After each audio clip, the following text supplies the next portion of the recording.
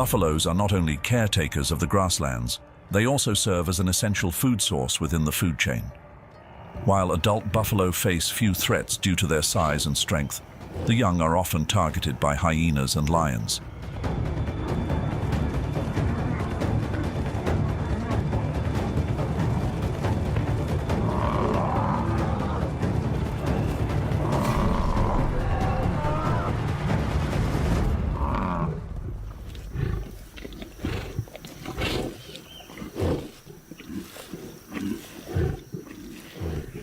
As the dry season sets in and water sources gradually deplete, migrating herds are drawn to the few remaining waterholes.